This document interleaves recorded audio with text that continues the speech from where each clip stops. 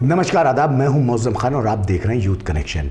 आज हमारे साथ स्टूडियो में मौजूद है वरिष्ठ स्तंभकार और राजनीतिक विश्लेषक अमित त्यागी जी। बहुत बहुत स्वागत है अमित त्यागी जी आपका हमारे स्टूडियो। बहुत बहुत धन्यवाद। अमित त्यागी जी, बात शाहजहांपुर की सियासत से करते हैं जी। शाहजहांपुर में अरुण सागर वर्तमान में सांसद हैं। 2024 का चुनाव का बिगुल बज चुका है। अब शाहजहांपुर की अगर सांसद की बात की जाए, इनसे पूर्व की बात की जाए, तो कृष्णा राज सांसद रही हैं भाजपा से ही और केंद्रीय राज्य मंत्री के पद पर रही हैं। इस बार अगर 2024 में भाजपा का चेहरा कौन होगा? जिस तरह से अरुण सागर को लेकर लगातार बातें आती रहती हैं कि जनता उनको जानती नहीं है, जनता के साथ उनका मिलना जुलना नहीं है, तो 2024 में क्या हो सकता है लोकसभा सीट पर और कृष्णा राज का भविष्य क्या होगा? जैसे ये बड़ा महत्वपूर्ण प्रश्न है कि वर्तमान सांसद और पूर्व सांसद का एक तरह से तुलनात्मक अध्ययन आपने का प्रश्न मैं समझ सकता हूँ है। 2019 में कृष्ण राज जब सांसद थी तो केंद्रीय मंत्री भी थी, 2 विभाग उनके पास रहे, महिला एवं बाल विकास का विकास रहा, कल राज्य मंत्री रहीं उसमें, फिर वो कृषि कल्याण उनके पास रहा। उम्मीद की जा रही थी कि उनको टिकट मिलेगा, लेकिन उनकी पार्टी का ये निर्णय रहा कि उन्होंने टिकट को बदल दिया, नया प्रत्याशी अरुण सागर को दिया और मोदी जी के जो लहर है उसमें अरुण सागर भी विजयी होकर आए और एक बड़े मार्जिन से उन्होंने जीत हासिल की। अभी आप जैसा बता रहे हैं कि गांव में आप जाते हैं तो लोग जो हैं उनको जानते नहीं हैं, तो ये तो है इस समय कि 2014 के बाद से जो भी प्रत्याशी जीत रहे हैं वो मोदी जी के चेहरे पे जीत रहे हैं और 19 के बाद तो मोदी जी का इतना प्रभाव हो गया कि प्रत्याशियों का जो चयन है वो उनके ऊपर निर्भर हो गया और बड़ा गौण सा हो गया प्रत्याशी का विषय। तो अगर देखिए भाजपा अगर बदलाव करती है तो कृष्ण राज एक अच्छे विकल्प के रूप में है, क्योंकि अगर देखा जाए तो वो हारी हुई नेता नहीं है। वैकल्पिक उसमें व्यवस्था में उनको एक साइड में रखा गया और अगर हम उनका थोड़ा सा विश्लेषण करें तो हम देखते हैं कि उनके पास वाई श्रेणी की सुरक्षा लगातार है। 2019 के बाद से उनकी वाई श्रेणी की सुरक्षा को वापस नहीं लिया गया। कई बार रिव्यू हुआ है कमेटियों का, बड़े बड़े लोगों की सुरक्षा जो है वो रिव्यू करके कम या ज़्यादा की गई हैं, लेकिन उनकी सुरक्षा जो है वाई श्रेणी की लगातार चल रही। तो जब इसको देखते हैं तो एक आकलन ये कर सकते हैं कि जो ऊपर का जो नेतृत्व, शीर्ष नेतृत्व भाजपा का, उसमें उनकी एक अच्छी पैठ बनी हुई है, वहाँ पर वो उनकी गुड बुक में है। अगर ऐसा नहीं होता तो उनके साथ उनकी सुरक्षा वापस भी हो सकती थी। तो भाजपा उनको क्या निर्णय देती है, यहाँ पर अगर बदलाव होता है तो कृष्ण राज एक अच्छी दावेदार है, उनका दिख भी रहा है कि वो क्षेत्र में काफ़ी घूम रही हैं। अरुण सागर के लिए भी ये है कि एक यहाँ का जो राजनीतिक तबका है उसके अरुण सागर से कोई नाराजगी नहीं दिख रही है। अरुण सागर के लिए अगर कहा जाए तो ये तो कहते हैं लोग उनको जान नहीं रहे, काम नहीं कर रहे, लेकिन नाराजगी राजनीतिक तबके की भी नहीं है। शीर्ष नेतृत्व का उनके ऊपर भी यहाँ पर स्थानीय स्तर पर हाथ दिखाई देता है, तो एक बड़ा रोचक है। अच्छा, दूसरी तरफ इसकी तरफ अगर हम जाते हैं विपक्ष की तरफ, तो विपक्ष के पास भी चेहरों का अभाव दिखता है। उनके पास देखते हैं तो जैसे उपेंद्र पाल सिंह एक अच्छा चेहरा है, पहले से था, वो टिकट लगातार मांग रहे हैं, लेकिन अभी उनकी सक्रियता नहीं दिखाई दे रही है। कुछ वो एक शायद राजेश कश्यप बाहर से हैं, कुछ हैं वो भी दिखाई दे रहे हैं। बसपा का नहीं समझ में आ रहा है कि उनका प्रत्याशी यहाँ लड़ेगा, चुनाव नहीं लड़ेगा, कांग्रेस का क्या रहेगा। तो अगर हम पूरी तरह से प्रत्याशियों को सभी दलों में देखते हैं तो अभी या तो वर्तमान सांसद अरुण सागर दिखाई दे रहे हैं या फिर कृष्ण राज सक्रिय दिखाई दे रही हैं। सभी दलों में मिला के सिर्फ 2 ही लोग सक्रिय दिखाई दे रहे हैं। अब क्या आगे समीकरण बनेगा ये तो भविष्य की गर्त में ही होगा। क्या लगता है, अगर जनता से आप भी मिलते हैं, जनता का रुझान किस तरफ है? क्या अरुण सागर को ज़्यादा पसंद कर रही है या कृष्णा राज को?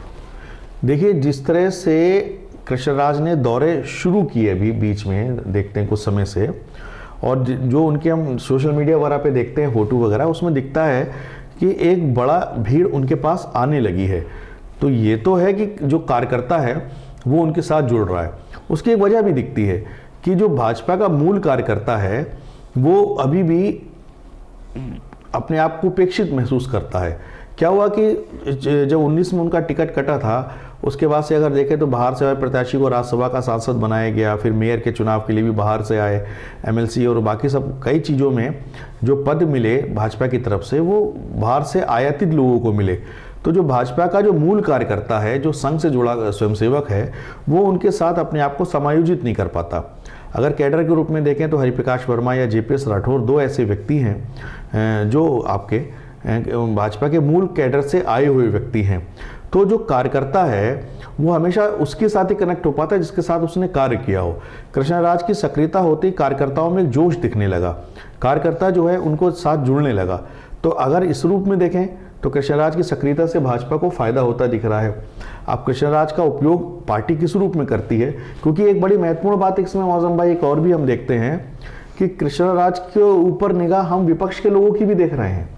बिल्कुल बिल्कुल, ये चर्चाएं रही हैं। अभी जब अखिलेश यादव का शाहजहांपुर दौरा हुआ था उस समय भी ये चर्चा काफी जोरों से फैली थी कि कृष्णराज सपा ज्वाइन कर सकती है। जी, यही मैंने कहा कि विपक्षी लोगों से जब बात होती है तो हम देखते हैं कि उनके अंदर भी बड़ा एक इस बात के लिए वो इस इंतजार में बैठे हैं कि अगर भाजपा से इनका इस बार नहीं मिलता है तो उनको हम लाके विपक्ष का संयुक्त उम्मीदवार बना के भाजपा को पटकनी दें।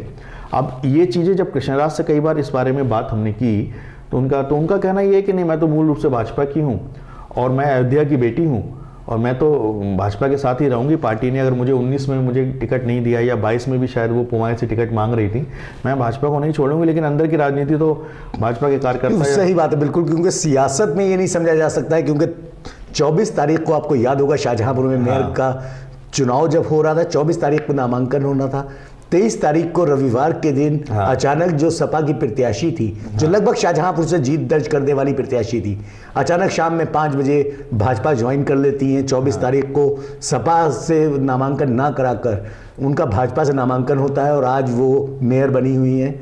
हाँ, तो सियासत में कह पाना मुश्किल है। यही मैंने कहा कि एकदम से, क्योंकि बहुत से विश्लेषण आपके धरे रखे जाते हैं जो एक चुनाव के पहले के समय एक रुझान वो बनता है।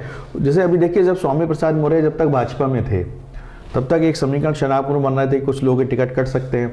वो जो है, जो उन्होंने तुरंत जब भाजपा छोड़ी सपा ज्वाइन की तो कुछ प्रत्याशी जिनके टिकट कट सकते थे उनके टिकट रुक गए, समीकरण फिर एकदम से बदल गया।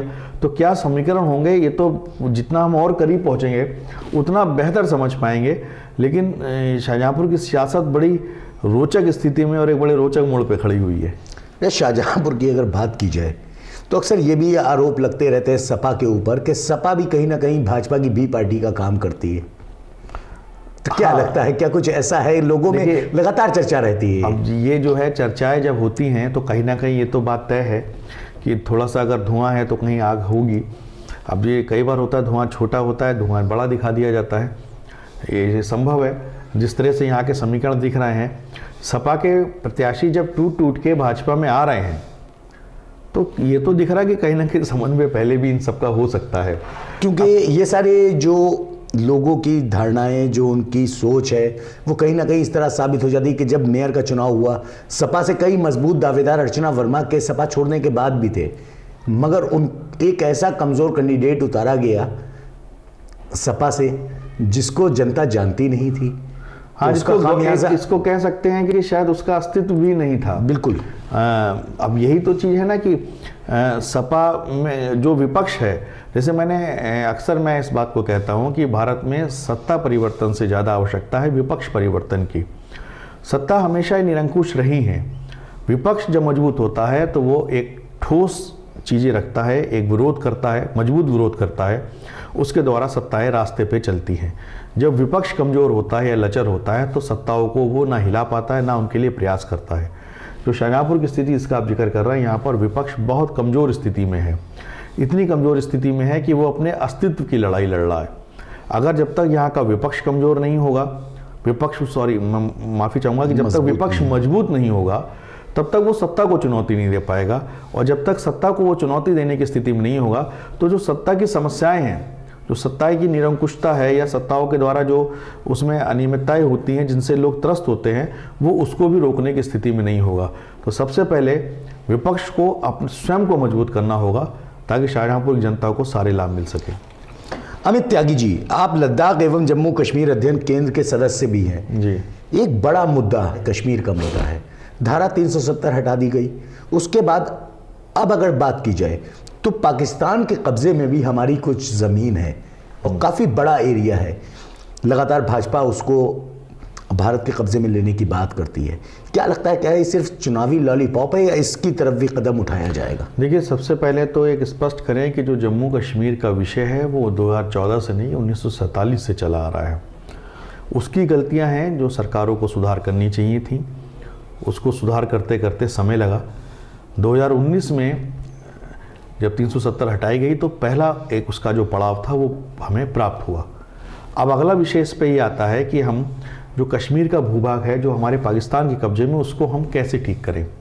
तो अगर देखें इसके संदर्भ में हम देखते हैं कि 22 फरवरी 1994 को भारत की संसद ने एक संकल्प लिया था कि जो पाक का अधिक्रांत भाग है, जो भूभाग है, वो हमारा एक अभिन्न अंग है और हम उसको प्राप्त करके रहेंगे।